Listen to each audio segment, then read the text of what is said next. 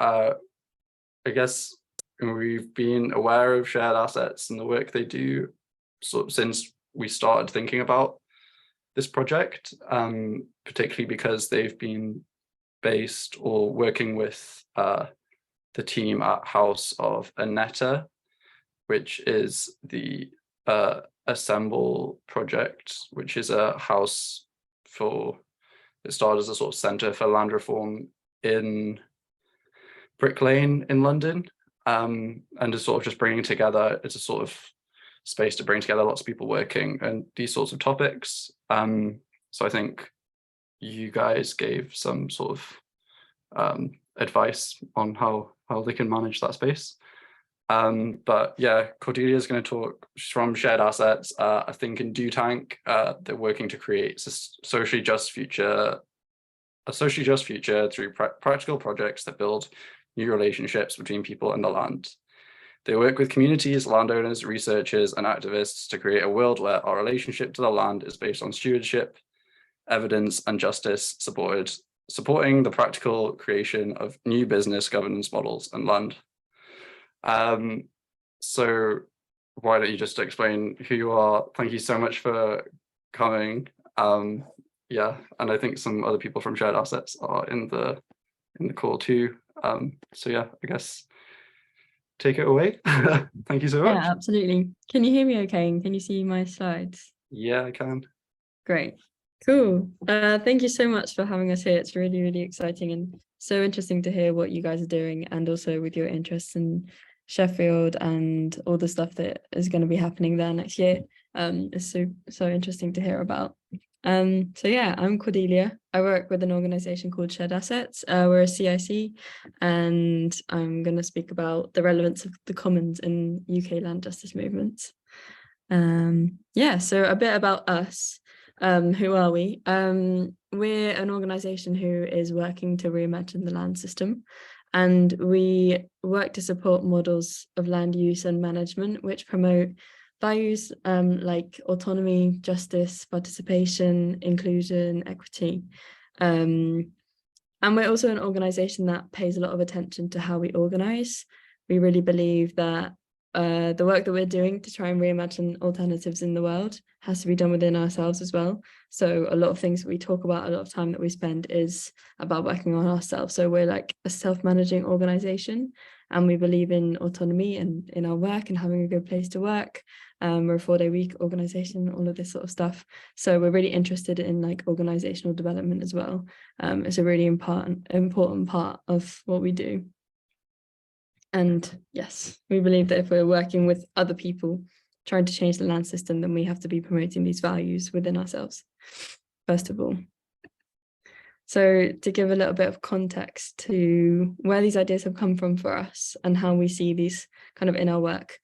I think it's been briefly mentioned already, but at one point in history, in the UK very specifically, common land was commonplace, and commoners, or like normal people, had the right to farm, to fish, to get wood from the land, to graze their animals on the land. Even when the land became owned by the crown and then was divided into different barons who were owning it, commoners still had rights to access it equally and use it for their own living and thriving. And then the enclosures happened. So from 1604 to 1914, over 5,000 acts were passed which enclosed parts of land and basically took these common rights away from the commoners or the normal people, and gave landowners the right to remove people from their land and prevent them from using it for things like small-scale agricultural production or just basically living. And these practices that happened like all those years ago are kind of replicated now in what we see in regards to commodification of land. So this results in things like the housing crisis. It also emanates in things like our lack of access to the countryside. So you might have heard of the Right to Roam campaign, who are currently campaigning for the right for equal access, and raising attention to the fact that only 3% of land is publicly accessible in England. Yeah, we see this whole history and this whole context as something that has kind of destroyed our relationship with the land and has been so deeply changed from what it used to look like. and now we have no relationship to what the land is or how it could sustain us and allow us to thrive. So part of our work is about repairing that, and also reinvigorating those ideas of the commons.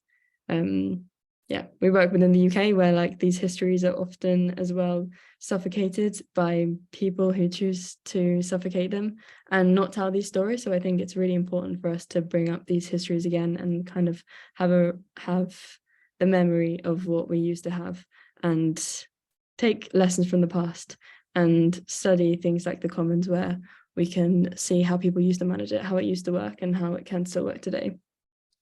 So leading on from that, Eleanor Ostrom is an economist who did some work identifying 8 principles of managing the commons.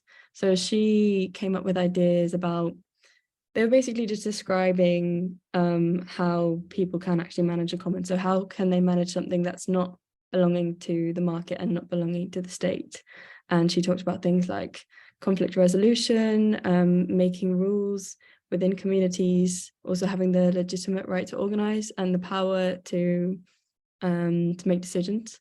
So part of our origins have taken some ideas from Eleanor Ostrom, and we don't follow her as Bible or anything, but we particularly focus on the ideas of self-governing land models and autonomy for communities to manage the land that's actually local to them. So those are 2 really important parts of our work. And yeah, how does what we do actually support the commons or come up with ideas for the commons? So I've described here our 3 main functions through a commons lens. So first of all, our work practically is working with communities, landowners, etc., to practically support frameworks recognizing land as having multiple users, stakeholders, and involvement. And this looks like our consultancy work, so our project work, where we've worked with lots of governments, we've worked with social enterprises, particularly on helping people like House of Aneta set up their own governance models. So for example, becoming an established organization, becoming a CIC, being able to kind of have that legal framework that allows you to exist in the world and allows you to do things like apply for funding, jump through the loops and everything like that. And also allows you to manage your areas well. And that's a really important part of how we see governance being recognized and being transformative, because unless people have the right to organize over their space, they can't actually have the power to make decisions about where they are. So for example, a project we've recently been doing is on parks in Camden and Islington. And we worked with a lot of voluntary community and social enterprise groups to kind of study how they can make decisions and how different groups can work together to kind of create guidelines and principles for managing the parks. So yeah, this is one example of what we've done to like work with people to make the rules kind of about their spaces. Secondly is our research function. So we conduct collaborative research, aiming to bring in communities and activists as partners instead of subjects. We do research all around different forms of land use, different ideas about the land that's available, such as council land, trying to look at that as something that could be community owned or sometimes looked at as the idea of a commons. So our research is basically all about creating commons for people and creating it like with people and by people, which is kind of the definition of a commons. And then, yes, thirdly is our movement building function. So our role in our movement building work is kind of convening and facilitating connections between people and organizations within this movement, within the land justice movement. So this tends to look like holding spaces, repairing relationships, facilitating meetings, working basically as civil infrastructure, which we think is a really important part of our role, because in order to create like participation and create shared decision making, there needs to be the structures that connect people. So our role as movement builders is to work as that like in-betweeny phase and nurturing ecosystems and helping people to do the work that they're already doing. Yeah. So talking about those people who are doing the work, I want to talk a bit about what the land justice movement is, who it involves, and what it kind of means. So first of all, I thought it would help to maybe define land justice, or define what we think working towards land justice looks like. So I've just named a few principles here, but there are loads. But these are just a few examples. So redistribution of land ownership is really important. Rebalancing the power of who can or can't have access to land, and also repairing relationships. So we really care deeply about decommodification and enabling connections with land and nature, and also supporting connections with people through community and through land.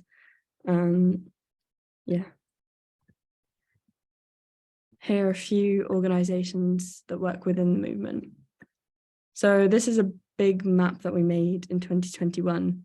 It was made through a participatory process where organizations self-selected their involvement. So this is another idea of a commons like resource that we've worked with people to create. So this movement is like a really broad coalition of groups working on issues such as housing justice, racial justice, reparations, gentrification, small-scale farming, agroecological or organic farming. And the map is meant to kind of represent who's within the movement and how they're related. So I've also given a few examples just to help everyone have a better idea of who is kind of working on these things. So first of all, Land in Our Names. They are a Black-led grassroots collective who are committed to land and racial justice in the UK. And they've contributed to a lot of research and research and creating resources that talk about the experience of Black and people of colour on the land, and the barriers and the opportunities as well. Secondly is the Right to Roam campaign, which you might have heard of. It's quite big at the moment. It's a campaigning organisation who are advocating for equal access to the countryside. So recently they've been in the news loads because they've been conducting loads of mass trespasses, which is a tactic that was used by just a group of normal people in the Kinder Scout trespass, which had its, I think it was 90th, was it 90th or 100th anniversary the other day? Or was it less? I'm sure someone else knows. But yeah, it was a very poignant event where a load of people basically stormed up the Kinder Scout in the Peak District, and it basically began the National Parks Act. So this mass trespassing that they're doing is kind of using this tactic, which has given us like the rights to like a tiny portion of the countryside, but they're obviously campaigning that it's not enough. And they also talk a lot about the experiences of different types of people who are oppressed from the land as well, and like not just the fact that we have we have barely any like rights of way and places where we're allowed to be, but also like the social barriers that come up for people that are unable to access land, such as racism in the countryside. And thirdly on there is 3 Acres and a Cow, who's going to be speaking after me.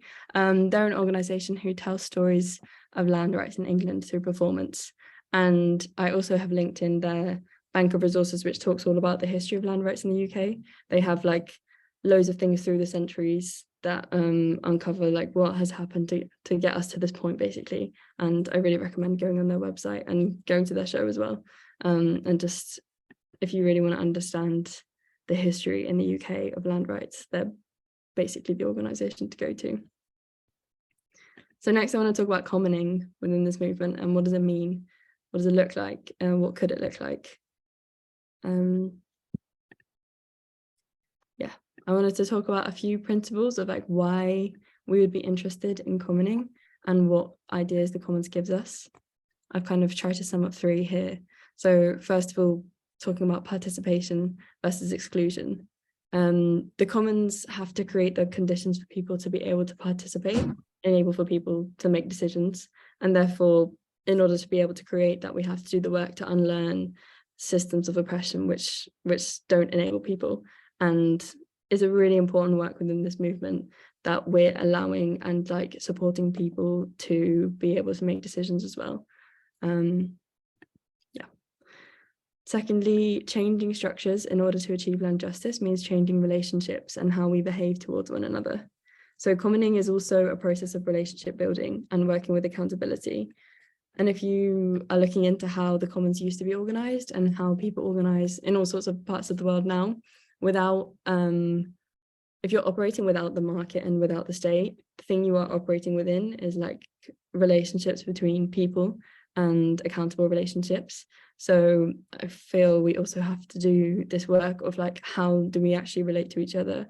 How do we treat each other? And how are we creating processes and functions that are equitable and that work for people? And thirdly, I have mentioned commoning means a sharing of knowledge and ideas. And in order for that to function, we need to be able to work in coalitions. So therefore, even if we don't all necessarily have the same ideas or the same ideas of how we're going to create change, we need to have principles that allow us to work together. So Eleanor Ostrom talked about the need for conflict resolution within the commons, the need to be able to have accessible, affordable conflict resolution. So therefore, not everyone can employ a really expensive lawyer, but being able to create communities where people are able to repair and able to have access to people who can help them like sort out their problems, and basically facilitators, mediators, and also support with mental health, support with social relationships as well, and just a shared knowledge about those things as well. It's really, really important. So I've talked about the why, and now I want to talk about a little bit about the how the commons actually look.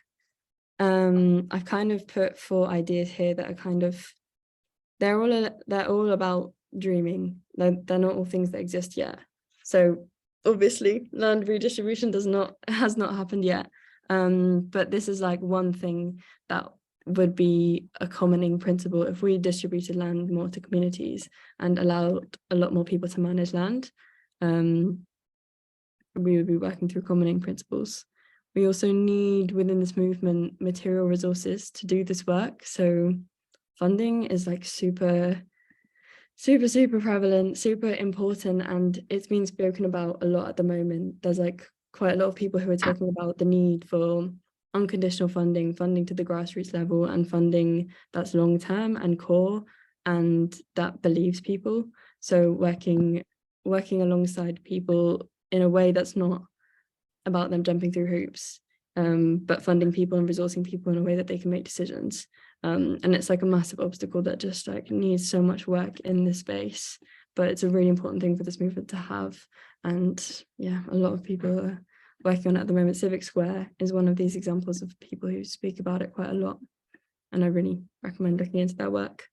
And then I put this idea on the top right, which is the idea of a land action research collective. So this is just one representation of how we could imagine a knowledge commons, and we're working on this idea, or we're trying to get this idea funded, which is basically a participatory funding system where people who are working, living, or acting on the land are able to work directly with researchers to be able to say what research they think needs to happen, and then for those people to be able to have the funding available for them to do that stuff. So basically for practitioners and activists to be working in tandem with researchers, because at the moment there's a lot of kind of piecemeal, there's a lot of separation, compartmentalization that makes this area like really difficult, because again, it's kind of funding barriers that don't allow us to like create the principles that we need to see. But a knowledge commons is like something that's super important for people to be able to have the information they need. And it's even about things like knowing who owns the land. This is like an area that is really is commodified. You have to pay like £3 every single piece of land. You want to know who owns it, like every single X amount of acres or whatever. It's like it's very inaccessible to know like actually what's going on with the land around us. And yeah, we need a knowledge commons basically. And then fourthly is something I touched on before, so resources to facilitate events, meetings, and interpersonal conflict. So kind of relationship building, ecosystem nurturing, and movement building, which I guess is kind of something that I've spoken about us doing already. And I want to talk about a few projects that we're working on as well that I kind of describe as commons.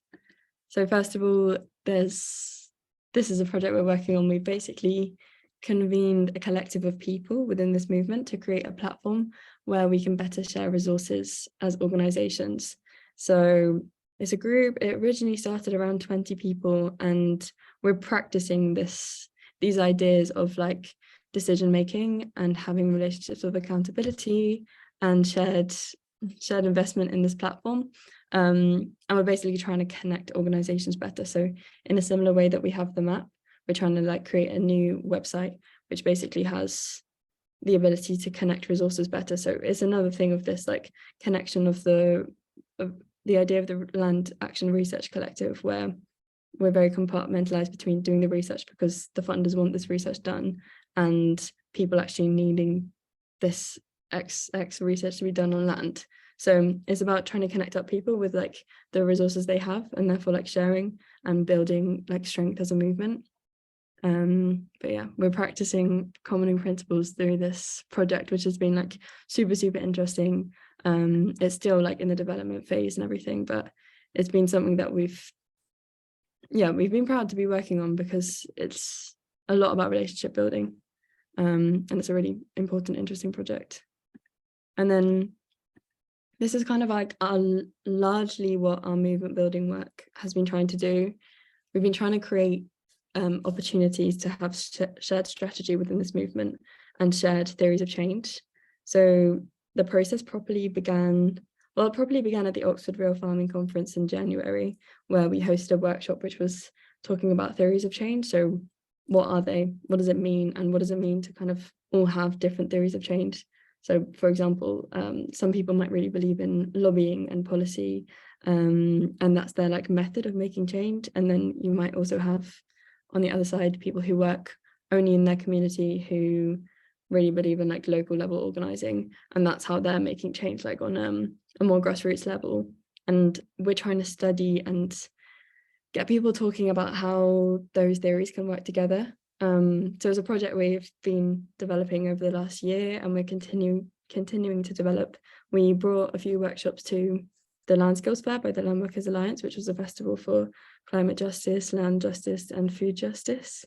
And we've been trying to find opportunities to gather the people who are within the movement to talk about these things, and to imagine how they're creating this change and like be able to help each other with our tactics, pretty much. And again, House of Veneta, we hosted recently an event for housing activists in London where we got people together, and again we're like looking at different strategies, different theories of change, and trying to identify like the overlaps and see how we can like strengthen people's work and how we can like think about the relevance of each other's works, but like in our own spaces and in our own kind of callings or areas where we can create change, but being able to work together better. And then this kind of is partly what brings us here. Our spring gathering in next year, we're thinking of hosting, well, we are going to be hosting it in Sheffield.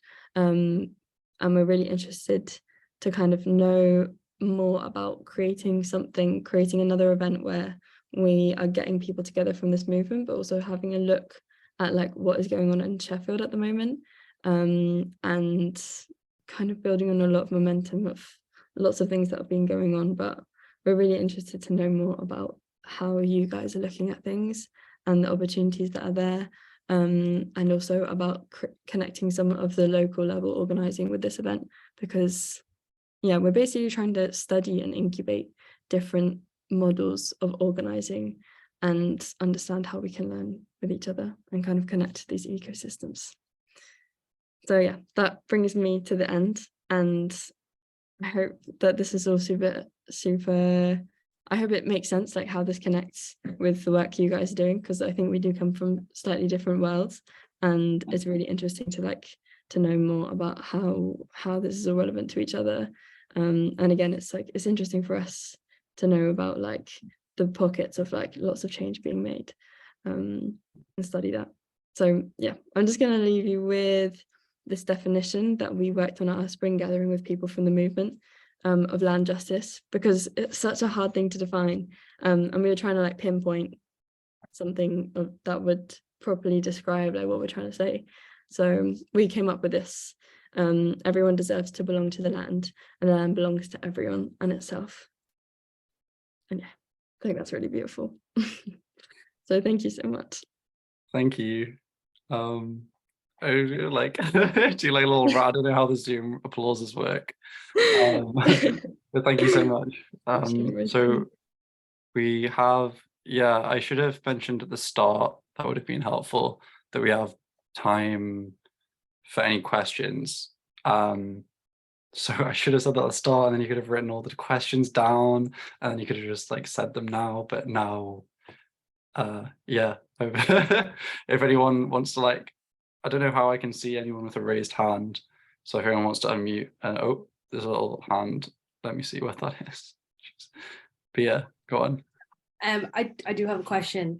I guess one thing you mentioned at the start is sort of like within your group, within shared assets, really coming to terms with what these ideas about lands and commons and what your own beliefs and personally are.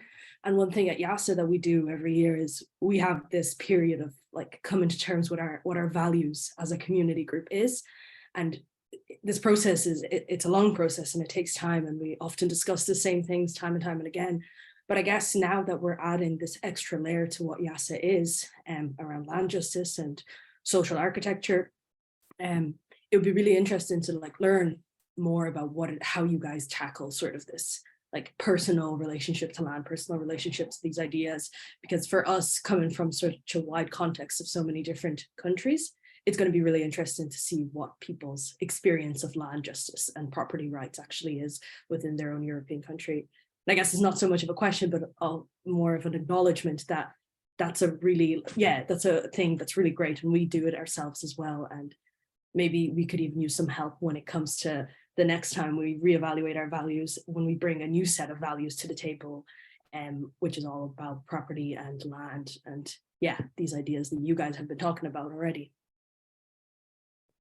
Yeah, I mean, I feel like there's not a direct question there, but it's really interesting that you say that, because at our last team day, we had exactly the same conversation, and we were sitting down to kind of evaluate our personal values, but our organizational values, and trying to take stock of where we are. And yeah, I mean, it's definitely not the case that we have a group of people who all believe completely the same thing or have had the same life experiences, and therefore there probably are differences in belief systems. However, yeah, we had this really interesting conversation about how we operate within systems as shared assets, and about the fact that our work is kind of in between this idea of like creating alternatives and like using the ideas of like utopia and using idealism in our work, but also like operating within this system, in the fact that we work a lot in creating legal models, and we think a lot about governance models and think about establishing things like CICs or any of these things. And we're living in like a world that is just a capitalist world, and we're trying to operate within it, and we were talking about how that affects us all. And yeah, it was like, I think it's really important to do that reflection and to understand how you share those values, and to also be realistic about where you're operating within, and to not talk about things as if you're actually just like already out there creating the world. But like, it was nice to like recognize all the things that we're trying to fight, basically. Yeah, it would be sort of interesting to know like why, like what your personal motivations were for like becoming a member of shared assets, like just to maybe, I don't know, for people in different countries to understand the contemporary issues that might like motivate someone to care about land justice. Yeah, for sure. I mean, for me personally, before this, I was working in a food collective at the border in Calais for a while, and just have been very interested in borders, abolitionism. And yeah, I mean, that was like a very like non-UK focused thing, because it was about migration and like the rights of displaced people. So that's how I came to it originally, to like actually reevaluate what the hell do borders even mean, and like why are we doing this. for obvious reasons. And then, yeah, I mean, that's like an external issue that was like, seems like it's overseas. And then actually when I realized about the replication of those structures like borders and fences and stuff within the UK, and actually how inaccessible the UK is as well, and how, yeah, like those structures are like all the same. People are denying you from like a lot of land that like belongs to no one really, and also belongs to everyone. And so that's kind of how I personally became interested in it. I realized like how much is taken away from people, and also how much of history is like not really told, and how much of people's stories aren't really told. So yeah, then I found shared assets. I thought that work was super interesting and transformative. So Yeah, definitely. And it's also really nice to, I think like a lot of the commons, like in terms of just like how do we share resources now, like any kind of resource, whether it's land or like knowledge or like culture, that often exists in like a very like academic world, and is like so much written about it in like essays, and like I've got like hundreds of PDFs on my computer, like, and I'm like, okay, so the commons is this, and then it's that as well. And it's like super nice that the shared assets like are trying to be this like bridge between that understanding of theory and like trying to actually apply it to, okay, how do we manage our shared spaces?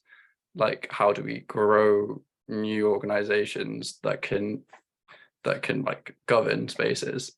I think it's particularly as well, like thinking of EASA, like if people aren't aware, like we have this meeting halfway through the year in sort of September, October time, where the two representatives from each country will come together in one place, and we make sort of decisions about like where we're going next, what topics we're going to address, like internal issues of like organization, come together in this assembly, and we have to like decide what, like via consensus or agreement, like we have to all agree together the strategic moves, like what are we going to do, and then we sort of give little teams like those tasks to actually implement them tactically. So it's really interesting to think about like our knowledge from all of those meetings that we've had, how maybe that can be applied to helping different groups like govern their shared resources. In our case, it's like this network, but like how do we do it for like a little bit of land? Like how do we bring everyone into a conversation together? We probably know how that conversation will all go. So yeah, we can like build on some of those ideas as well. Yeah, and I don't know if you have any. I'm sorry, I'm just like, I've got loads of questions. I can just chat. So if anyone else like wants to raise their hand, by all means. But otherwise, I guess like last time I heard shared assets speak, I can't remember who spoke, but it was in Cambridge. They discussed like some of the projects that you're working on right now. Just it would be nice to get a sense of like, I don't know, more like concretely like specific things that are happening. yeah. I can't remember if I specifically mentioned, but one project that's interesting and seems always like a bit left field is this project called Ruralization, and it's an EU funded project, and it's basically looking at like lots of different places around the EU, about how rural areas can like sustainably develop, or like how they can connect better with urban areas.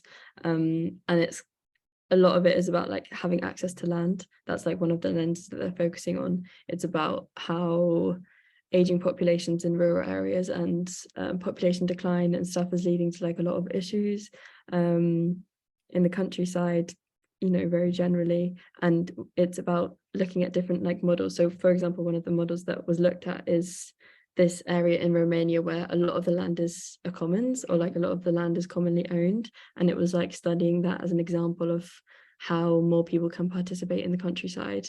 So yeah, we're working on that project, which is like a research project, and trying to identify how there can be better ways of like managing land, welcoming people into land, and yeah, basically create like thriving countrysides as well, and thriving rural areas. Yeah, that's one project we're working on. We actually have so many projects, it's actually ridiculous, and on the spot I struggle to think. The Comms Collective one, so like the creating the new platform of resources, that's like something we're currently working on, have been working on this past year.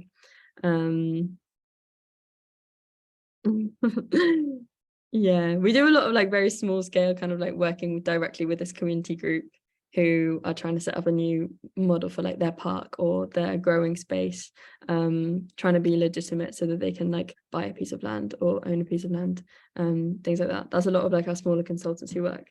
Yeah, I can't. Cool. No, I think that's definitely good enough to get a sense of it. Yeah, but check out our We'll website. list everything that's happening right now. Yeah. No, but our website has loads and loads of resources if anyone is interested. Oh, great. I guess, yeah, thank you so much. That was really good.